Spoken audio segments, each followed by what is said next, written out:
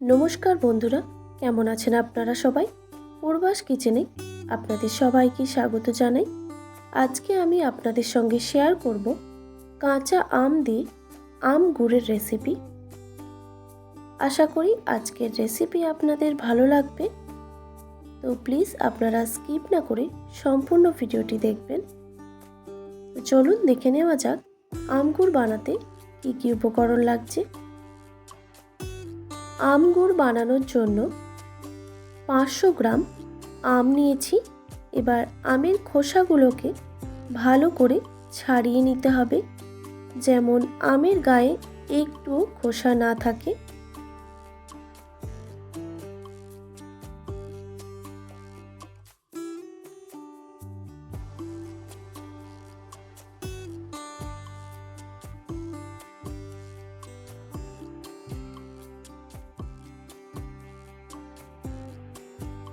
তারপর আমগুলো এইভাবে কেটে নিতে হবে।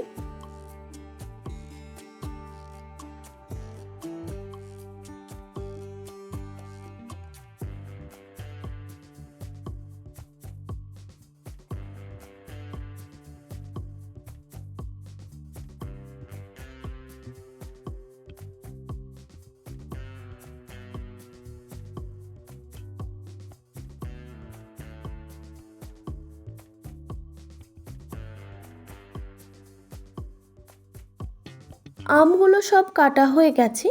এবার পরিষ্কার করে আমগুলোকে ধুয়ে নিয়েছি। এরপর আমের মধ্যে পরিমাণ মতো নুন মাখিয়ে নিতে হবে।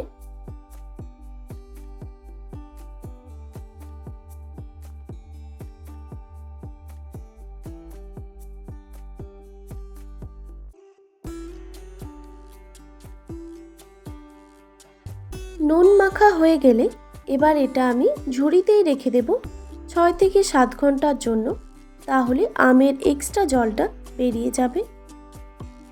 6 থেকে 7 ঘন্টা পর একটা কড়াইতে দিয়ে দিলাম পর্যাপ্ত পরিমাণে সর্ষের তেল। তারপর এখানে কয়েকটা গোটা মশলা নিয়েছি তেজপাতা, 4 থেকে 5টা শুকনো লঙ্কা, 5 ফোড়ন, মৌরি আর গোটা জিরে। এবার সব মশলাগুলোকে তেলের মধ্যে ভালো করে ভেজে নিতে হবে।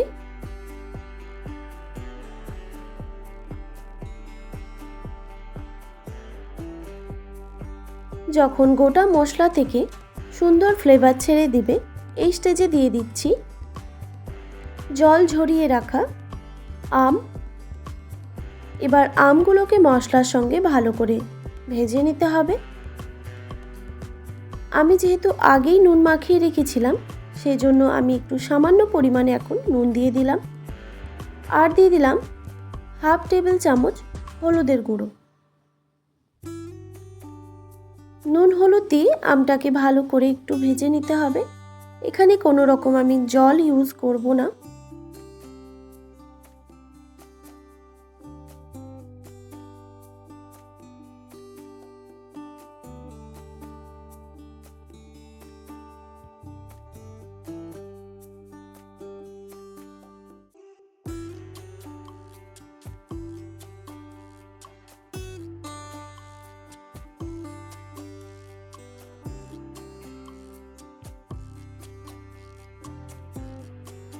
দেড় 2 মিনিট আমগুলো ভেজে নেওয়ার পর এবার আমি দিয়ে দিচ্ছি গুড়। আমার এখানে 200 গ্রাম গুড় লেগেছে। এবারে আমটা কীরকম টক সেই হিসেবে গুড়টা দিতে হবে। আপনারা অবশ্যই মিষ্টিটা আপনাদের পছন্দ মতোই দেবেন। এবার গুড় দেওয়ার পর একটু ভালো করে নাড়াচাড়া করে নিতে হবে।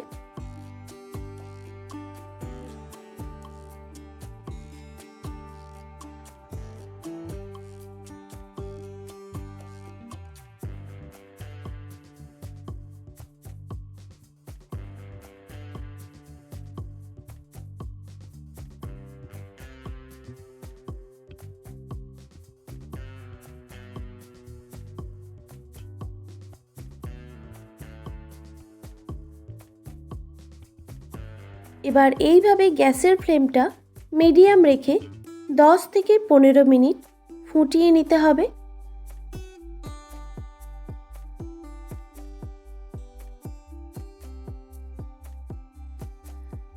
তারপর মাঝে মাঝে একটু এইভাবে নাড়াচাড়াও করে দিতে হবে, তাহলে তলাতে একদমই লেগে যাবে না।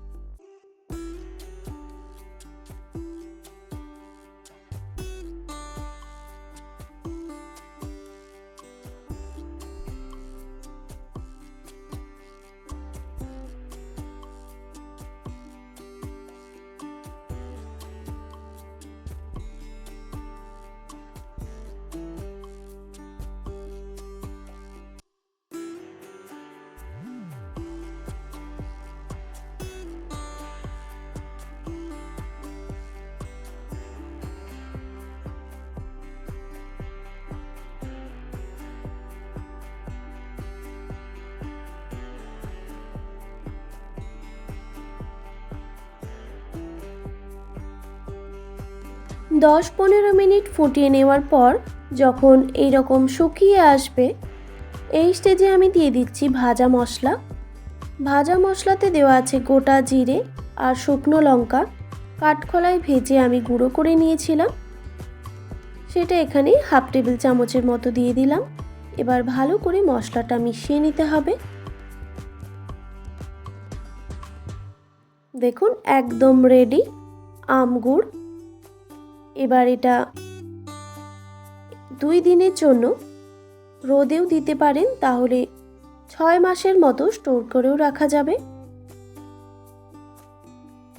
আশা করি আজকের রেসিপি আপনাদের ভালো লেগেছে, আর ভালো লেগে থাকলে অবশ্যই চ্যানেলটিকে লাইক অ্যান্ড সাবস্ক্রাইব করে আমার পাশে থাকার অনুরোধ রইল, আর পাশে থাকা বেল আইকনটিও প্রেস করে দেবেন, তাহলে নিত্য নতুন রান্নার ভিডিওগুলি আপনাদের কাছে পৌঁছবে। ভালো থাকবেন, সুস্থ থাকবেন। দেখা হচ্ছে নতুন কোনো রেসিপি নিয়ে। আজকের মতো এইটুকুই, আর এতক্ষণ আমার সঙ্গে থাকার জন্য আপনাদের সবাইকে অনেক ধন্যবাদ।